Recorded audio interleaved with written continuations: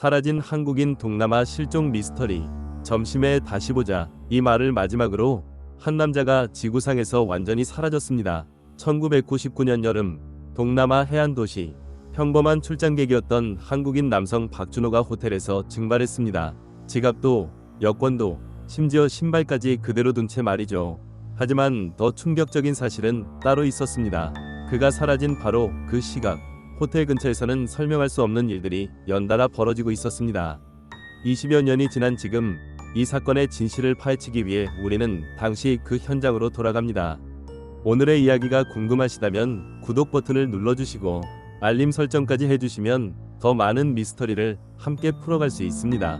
1999년 동남아는 아직 경제위기의 여파가 남아있던 시기였습니다. 한국 기업들의 동남아 진출이 활발해지면서 수많은 출장객들이 이 지역을 오가고 있었죠. 박 씨가 머물렀던 해안 도시 역시 급속한 산업화가 진행되던 곳이었습니다. 하지만 이 도시에는 어두운 면도 있었습니다. 당시 현지 언론 보도에 따르면 항구를 중심으로 불법 활동들이 성행하고 있었고 외국인 대상 범죄도 빈번했다고 합니다. 특히 1998년부터 1999년 사이 이 지역에서는 외국인 실종 사건이 유독 많이 발생했습니다. 박 씨만이 아니었던 것이죠. 현지 거주 한국인 김모 씨의 증언입니다. 그때 그 동네는 정말 위험했어요. 밤에 혼자 다니는 건 상상도 못할 일이었고 특히 한국인들은 돈이 많다고 소문이 나서 표적이 되기 쉬웠죠. 하지만 박 씨는 낮에 사라졌잖아요. 그게 더 이상한 거예요. 사라진 박 씨의 마지막 흔적을 시간순으로 재구성해보면 소름 끼치는 패턴이 드러납니다. 7월 14일 오전 8시 30분 박 씨는 평소와 달리 일찍 일어나 호텔 레스토랑에서 아침을 먹었습니다. 당시 웨이터였던 현지인 남아 씨의 증언에 따르면 그분은 계속 시계를 보시면서 뭔가 불안해하는 것 같았어요. 음식도 거의 드시지 않았고요. 오전 9시 호텔 로비에서 걸려온 전화 한 통. 통화 내용을 들은 호텔 직원의 증언에 따르면 박 씨의 목소리는 평상시와 달리 어딘가 긴장되어 있었다고 합니다. 네, 알겠습니다. 조심하겠습니다. 라는 말이 특히 인상 깊었다고 하네요. 오전 10시 현지 거래처 미팅을 마친 그가 동료 정모 씨에게 남긴 말. 점심에 다시 보자. 하지만 정 씨는 나중에 이런 증언을 했습니다. 박 형은 미팅이 끝나고 나서 뭔가 심각한 표정이었어요. 평소에 농담도 잘 하시는 분인데 그날은 말수가 현저히 줄었어요. 그런데 여기서 이상한 점이 하나 더 발견됩니다. 미팅이 끝난 직후 박 씨는 평소 습관과 달리 택시가 아닌 도보로 호텔에 돌아왔습니다. 약 15분 거리를 걸었던 것이죠. 마치 누군가를 피하듯이 말입니다. 오전 11시 45분 호텔 근처 편의점 CCTV에 박 씨가 물을 사는 모습이 마지막으로 포착됩니다. 편의점 사장의 증언에 따르면 그분은 계속 뒤를 돌아보셨어요. 누군가 따라오는지 확인하는 것 같았어요. 정오 12시 호텔 카드키 시스템이 그의 입시를 마지막으로 기록했습니다. 하지만 보안 담당자가 나중에 발견한 기묘한 사실이 있었습니다. 카드키 사용 직후 약 10분간 같은 층 복도의 CCTV가 원인 불명의 오작동을 일으켰던 것입니다. 오후 1시 객실 청소원이 확인한 방의 상태는 더욱 수상했습니다. 모든 것이 완벽히 정돈되어 있었지만 침대 시트에는 누군가 앉았던 자국이 2개나 남아 있었습니다. 박 씨 혼자였다면 왜 2개의 자국이 있었을까요? 더욱이 화장실 수건이 2개나 사용된 흔적이 있었고 쓰레기통에는 담배꽁초 2개가 버려져 있었습니다. 하지만 박 씨는 비흡연자였습니다. 오후 3시경 호텔 복도 CCTV에 포착된 희미한 그림자. 전문가들이 영상을 분석한 결과 그 인물의 걸음걸이는 박 씨의 평소 보행 패턴과 미묘하게 달랐습니다. 마치 다른 사람이 박 씨인 척 연기하는 듯한 부자연스러움이 있었다는 게 분석 결과였습니다. 수색의 시작. 다음날 오전 9시 예정된 비즈니스 미팅장에 나타나지 않은 박 씨를 찾아 동료들이 호텔로 몰려왔습니다. 동료 정모 씨의 증언입니다. 처음에는 늦잠을 잤나 생각했어요. 하지만 전화를 받지 않고 노크를 해도 대답이 없어서 불안해지기 시작했죠. 24시간이 지나도록 연락이 닿지 않자 현지 경찰이 긴급 수색에 나섭니다. 수색을 지휘한 람베르 경감의 당시 기록을 보면 처음에는 단순한 행방불명으로 여겼지만 방위 상태를 보고 나서는 생각이 바뀌었다고 되어 있습니다. 해안가부터 시내 곳곳, 공항 출입 기록까지 샅샅이 뒤졌지만 어떤 단서도 발견되지 않았습니다. 그는 마치 공기 중으로 사라진 듯했습니다. 하지만 수색 과정에서 이상한 증언들이 나오기 시작했습니다. 호텔 근처 카페 사장은 14일 오후에 한국인 남성이 외국인 2명과 함께 긴장한 표정으로 대화하는 걸 봤다고 했고, 택시 기사 한 명은 그날 저녁 항구 쪽으로 한국인을 태워달라는 요청을 받았지만 승객이 나타나지 않았다고 증언했습니다. 언론은 연일 출장 중 한국인 실종 소식을 전했고 국내 뉴스에서도 대대적으로 보도되었습니다. 가족들은 급히 현지로 날아가 절망적인 기다림을 이어갔습니다. 박 씨의 아내 이모 씨의 증언입니다. 남편은 정말 성실한 사람이었어요. 회사 일에 충실했고 가족을 위해 열심히 일했어요. 사라질 이유가 전혀 없었어요. 그런데 그녀는 한 가지 이상한 점을 언급했습니다. 출장을 떠나기 일주일 전부터 박 씨가 평소와 달리 불안해하는 모습을 보였다는 것입니다. 밤에 잠을 잘 못 이루시더라고요. 그리고 회사 일 때문에 스트레스를 많이 받는 것 같았어요. 하지만 구체적으로 무슨 일인지는 말씀하지 않으셨어요. 박 씨의 회사 동료들도 비슷한 증언을 했습니다. 출장 직전 박 씨가 이번 출장은 조심해야 할 것 같다는 말을 했다는 것입니다. 하지만 구체적인 이유는 알려주지 않았다고 하네요. 박 씨의 어머니는 더욱 구체적인 증언을 했습니다. 준호가 출장을 떠나기 전날 저에게 전화를 했어요. 어머니, 혹시 모르니까 통장이랑 중요한 서류들 위치를 아내에게 다시 알려드리라고 하더라고요. 그때는 그냥 조심성이 많아서 그런가 했는데 반전의 단서, 사건 발생 사흘 후 모든 것을 뒤흔들 결정적 증거가 나타납니다. 호텔에서 2km 떨어진 항구의 CCTV, 박 씨와 체격이 비슷한 남성이 외국인 2명과 함께 차량에 탑승하는 모습이 포착되었습니다. 하지만 여기서 끝이 아니었습니다. 영상을 자세히 분석한 결과 차에 오르는 남성의 손목에서 반짝이는 물체가 발견되었습니다. 박 씨가 항상 착용하던 은색 시계와 정확히 일치하는 모양이었죠. 더욱 소름 끼치는 사실은 따로 있었습니다. 그 차량이 항구를 떠나는 시각과 한 화물선의 출항 시각이 정확히 일치했던 것입니다.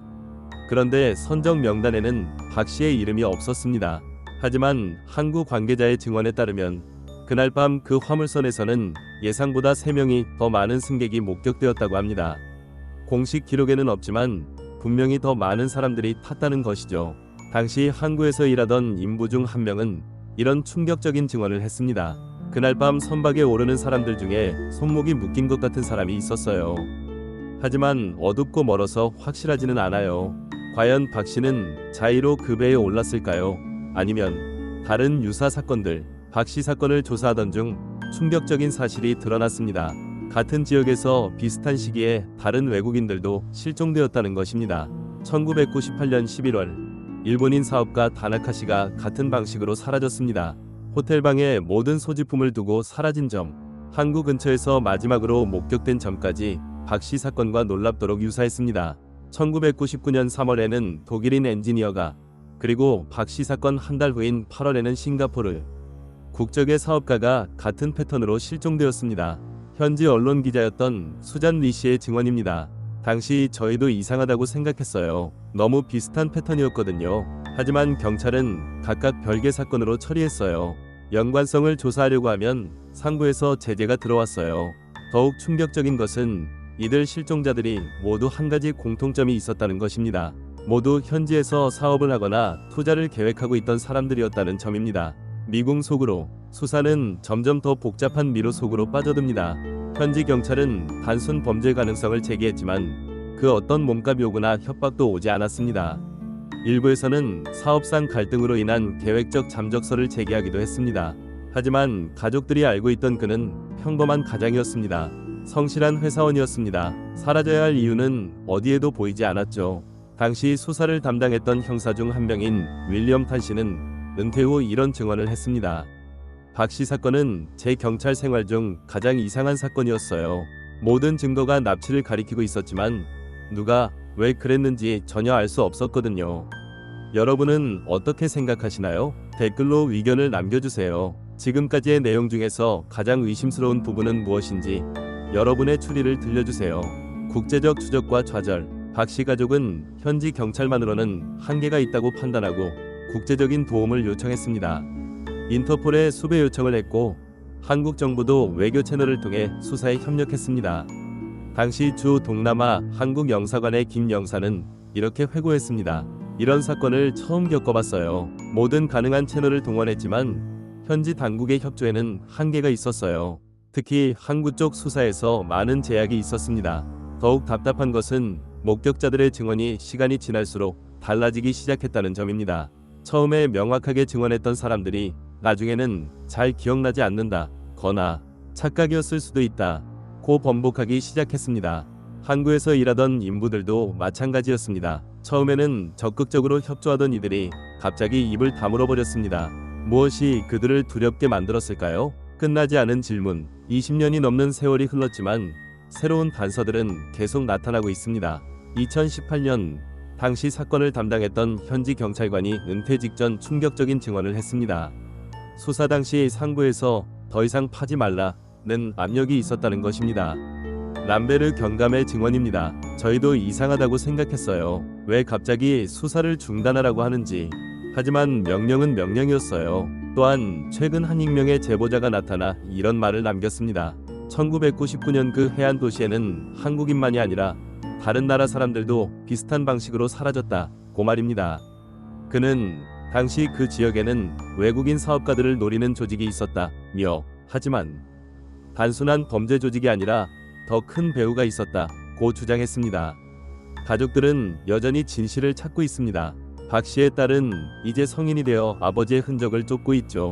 그녀가 최근 발견한 것은 아버지의 출장 가방에서 나온 낡은 메모 한 장이었습니다. 거기에는 이상한 숫자들과 함께 믿을 수 있는 사람이 아무도 없다는 아버지의 필체가 남겨져 있었습니다. 박 씨의 딸 박지영 씨의 증언입니다.